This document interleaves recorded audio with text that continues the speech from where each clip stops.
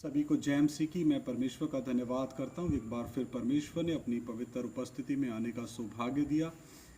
पिछले समय से हम अनादिकाल का परमेश्वर का विषय सीखते आ रहे हैं। आइए सर झुकाएं, आज से फिर उसी विषय को आगे पवित्र आत्मा के इस मदद और सामर्थ्य से हम आगे बढ़ने की कोशिश करेंगे। पवित्र आत्मा हमारी ज्ञान बुद्धि समझ खोले ताकि उसका जीवता वचन हमें समझ में आए।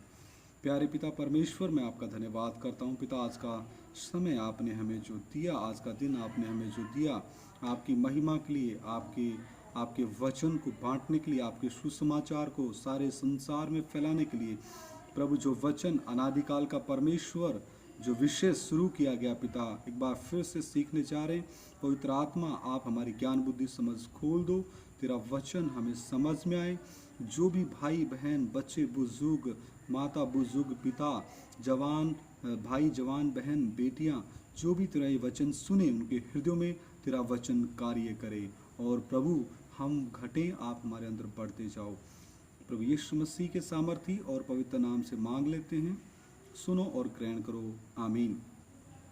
आइए एक बार फिर परमेश्वर के वचन को हम सीखने जा रहे हैं। भजन संहिता 68 अध्याय उसका 33 वचन। भजन संहिता 68 अध्याय उसका 33 वचन।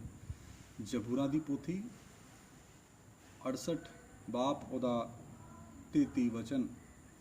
जो सबसे ऊंचे सनातन स्वर्ग में सवार होकर चलता है, देखो वह अपनी वाणी सुनाता है, वह गंभीर वाणी शक्तिशाली है। तो यहाँ पर परमेश्वर का वचन कहता है, जो सबसे ऊंचे सनातन स्वर्ग में सवार होकर चलता है। पिछले भागों में भी हमने परमेश्वर के धाम यानी परमेश्वर के निवास स्थान तीसरे स्वर्ग के बारे में काफ़ी वचनों के द्वारा सीखा है। यहाँ पर भी परमेश्वर का वचन कहता है, जो सबसे ऊंचे सनातन स्वर्ग में यानी तीसरे स्वर्ग में। और हमने सीखा था कि परमेश्वर मनुष्यों के हाथ के बनाए हुए मंदिरों में वास नहीं करता। क्यों नहीं करता? क्योंकि असीमित परमेश्वर को हम सीमित नहीं कर सकते। वचन कहता है, आकाश उसका सिंहासन है और पृथ्वी उसके पांव की चौकी है। हालेलुया। तो ऐसे महिमा में परमेश्वर को, जिसका सिंहासन ही आकाश है, क्योंकि उसने आकाश को बनाया, आकाश को ताना, पृथ्वी को बनाया, तो उस असीमित परमेश्वर को हम कैसे सीमित कर सकते हैं? तो परमेश्वर का रहने का स्थान सबसे ऊंचे सनातन स्वर्ग यानी तीसरे स्वर्ग में है। हालेलुया। और भी हम आगे वचन से देखते हैं।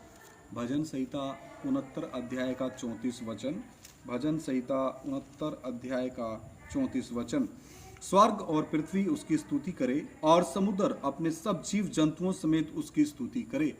तो यहाँ परमेश्वर की स्तुति और महिमा करने को आज्ञा किन किन को हुई है? सबसे पहले स्वर्ग को आज्ञा है कि स्वर्ग के बनाने वाले अपने कर्ता यहोवा परमेश्वर प्रभु यीशु मसीह की स्तुति स्वर्ग करे। उसके पश्चात स्वर्ग दूत करे। उसके पश्चात आगे वचन में लिखा, पृथ्वी उसकी स्तुति करे। हालेलुया। और समुद्र अपने सब जीव जंतुओं समेत उसकी स्तुति करे।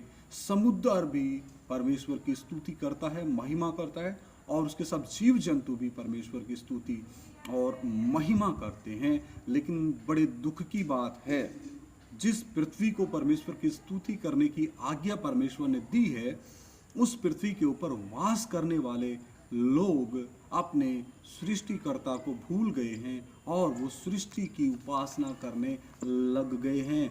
वो हम वचन देखते हैं रोमियो की पत्री पहला अध्याय। रोमियो की पत्री पहला अध्याय उसका हम पढ़ते हैं 25 वचन। रोमियो की पत्री पहला अध्याय 25 वचन। क्योंकि उन्होंने परमेश्वर की सच्चाई को बदलकर झूठ बना डाला। वचन कहता है, हे स्वर्ग परमेश्वर की स्तुति कर, हे पृथ्वी परमेश्वर की स्तुति कर, हे समुद्र परमेश्वर की स्तुति कर, हे समुद्र के सब जीव जंतु परमेश्वर की स्तुति करो, हे पृथ्वी और उस पर सब जीव जंतु परमेश्वर की स्तुति करो। लेकिन मनुष्य जाति के बारे में जब हम देखते हैं मनुष्य जाति ने क्या किया, इस सच्चाई को यानी नाशवान मनुष्यों को परमेश्वर का स्थान दे दिया, पक्षियों को, चौपायों को, चार टांग वाले जंतुओं को, रेंगने वाले जंतुओं को परमेश्वर के स्थान पर स्थापित कर दिया। यानी कि उन्होंने इस सच्चाई को बदल दिया कि एकमात्र सच्चा परमेश्वर जो है, जो सनातन, सबसे ऊंचे सनातन स्वर्ग में रहता है, तीसरे स्वर्ग में रहता है, और जिसके वचन के द्वारा ये सारी सृष्टि, ये सारा आकाश, ये सारी आकाश गंगाएं सब रचे गए, कोई भी ऐसी वस्तु उसके बगैर नहीं है जो परमेश्वर ने ना रची हो। तो आइए इस वचन पर हम ध्यान देते हैं, क्योंकि उन्होंने यानी कि मनुष्य जाति ने परमेश्वर की सच्चाई को बदलकर झूठ बना डाला और सृष्टि की उपासना की। किसकी उपासना की? सृष्टि की उपासना की। लेकिन परमेश्वर का वचन कहता है अपने सृष्टिकर्ता की उपासना करो, उसकी स्तुति करो। लेकिन मनुष्य जाति यहाँ पर विपरीत दिशा में आगे बढ़ रही है। वो सृष्टि की उपासना कर रही है और सेवा की, ना कि उस सृजनहार की जो सदा धन्य है। आमीन। तो यहाँ पर सृष्टि की उपासना मनुष्य जाति ने शुरू कर दी और सेवा करना शुरू कर दी, और जो सृष्टि का करता है उसको भूल गए। जबूर भजन संहिता कहता है, इससे पहले कि पहाड़ उत्पन्न हुए, परमेश्वर सनातन काल का परमेश्वर है, अनादि काल का परमेश्वर है। हालेलुया। वापिस हम अपने मुख्य विषय पे जाते हैं। भजन संहिता 69 अध्याय का 34 वचन के ऊपर हम एक बार फिर मनन करते हैं। भजन संहिता 69 अध्याय और 34 वचन। स्वर्ग और पृथ्वी उसकी स्तुति करे और समुद्र अपने सब जीव जंतुओं समेत उसकी स्तुति करे। तो यहाँ पर प्रकृति को परमेश्वर ने आज्ञा दिया है, स्वर्ग को आज्ञा दिया है, पृथ्वी को आज्ञा दिया है, समुद्र को आज्ञा दिया है, और समुद्र के सब जीव जंतुओं को, पृथ्वी के सब जीव जंतुओं को आज्ञा दिया है कि परमेश्वर की स्तुति करें। और वो किसी न किसी तरीके से परमेश्वर की स्तुति करते भी हैं। हालेलुया। लेकिन मनुष्य जाति ने सच्चाई को झूठ बना करके, सच्चाई को त्याग कर और झूठ को अपना कर, ज्योति को त्याग कर, अंधकार को अपना कर उस सच्चाई को बदल दिया और सृष्टि की उपासना में लग गए। तो ये भी बहुत बड़ा एक आत्मिक पाप है, सृष्टि की उपासना करना, क्योंकि ये तो बहुत समय पहले से ही सृष्टि श्रापित है। जब से हाबिल का लहू बहाया गया, ये पृथ्वी श्रापित है, क्योंकि कैन ने हाबिल को घात किया, अधर्मी ने धर्मी को घात किया, और हाबिल का लहू दुहाई देता है, हाबिल का लहू उत्तम बातें कहता है। हालेलुया। तो अनादिकाल के परमेश्वर के बारे में जानना हर मनुष्य का कर्तव्य है, हर मनुष्य का एक परम कर्तव्य है कि अपने बनाने वाले, अपने आत्माओं के पिता, अनादिकाल के परमेश्वर, सनातन परमेश्वर, एकमात्र सच्चे परमेश्वर के बारे में जानना और उससे अपने रिश्ते को मजबूत करना। आइए फिर हम भजन संहिता 74 अध्याय के 12 वचन के ऊपर मनन करेंगे। भजन संहिता 74 अध्याय 12 वचन। परमेश्वर तो प्राचीन काल से मेरा राजा है, वह पृथ्वी पर उद्धार के काम करता आया है। हे मेरे प्रिय भाइयों बहनों, परमेश्वर का वचन कितना स्पष्ट है कि परमेश्वर तो प्राचीन काल से मेरा राजा है। कब से? प्राचीन काल से।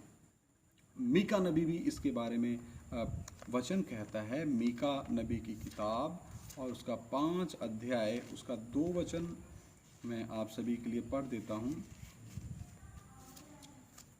मीका नबी की किताब 5 अध्याय उसका 2 वचन। ही बैतलहम एप्राता, यदि तू ऐसा छोटा है कि यहूदा के हजारों में गिना नहीं जाता, तो भी तुझ में से मेरे लिए एक पुरुष निकलेगा जो इस्राएलियों में प्रभुता करने वाला होगा, और उसका निकलना प्राचीन काल से है। प्रभु यीशु मसीह के बारे में यहाँ पे भविष्यवाणी हुई है कि कैसे परमेश्वर देहधारी होगा, हम पापियों के लिए, आदम वंशियों के लिए, हमारे पाप और श्रापों के लिए वो जान देगा। परमेश्वर के मेमने के तौर पे आएगा, इकलौते पुत्र के तौर पे आएगा, देहधारी होकर के आएगा। परमेश्वर देह धारण करेगा, परमेश्वर शरीर में प्रकट होगा, कुआरी के गर्भ में आएगा, क्रूस पे जान देगा, तीसरे दिन मुर्दों में से जी उठेगा। ये तमाम भविष्यवाणियां पुराने नियम में परमेश्वर ने अपने नबियों के द्वारा लिखवाई हैं। हालेलुया। यहाँ पे लिखा है उसका निकलना, प्रभु यीशु मसीह का निकलना प्राचीन काल से है और वरन अनादिकाल से होता आया है। कब से? अनादिकाल से। तो ये विषय भी उसी अनादिकाल परमेश्वर के बारे में हैं जिसने सब जातियों को बनाया है, जिसने सब ब्रह्मांड को बनाया है, जिसके द्वारा सारी सृष्टि कायम रहती है। परमेश्वर के वचन के द्वारा ये सारा ब्रह्मांड आज तक विद्यमान है, खड़ा है। एक बार फिर भजन संहिता 74 का 12 पढ़ते हैं। परमेश्वर तो प्राचीन काल से मेरा राजा है, वह पृथ्वी पर उद्धार के काम करता आया है। हालेलुया। तो जब से प्रभु यीशु मसीह ने क्रूस पे जान दिया, उसने एक एक धर्म, संप्रदाय, जाति, बिरादरी, एक एक देश, एक एक द्वीप, एक एक टापू, सभी मनुष्य जाति के लिए उद्धार का रास्ता खोल दिया। तो मेरे प्रिय भाइयों बहनों, इस अनादि काल के परमेश्वर के बारे में जानना बहुत जरूरी है और हर एक मनुष्य का एक कर्तव्य है। आइए सर झुकाएं, प्रार्थना करें। महान जीवते पिता, अनुग्रहकारी प्रभु, मैं आपका धन्यवाद करता हूँ। थोड़ी देर तेरा जीवता वचन सीखने के लिए आपने कृपा दिया। प्रभु, और गहराई से आप अपने बारे में, अपने भेदों को खोल के दें। पवित्र आत्मा, आप हमें सिखाएं। प्रभु यीशु मसीह के सामर्थी और पवित्र नाम से हम मांग लेते हैं। सुनो और ग्रहण करो। आमीन। सभी को जय मसीह की। मारानाथा।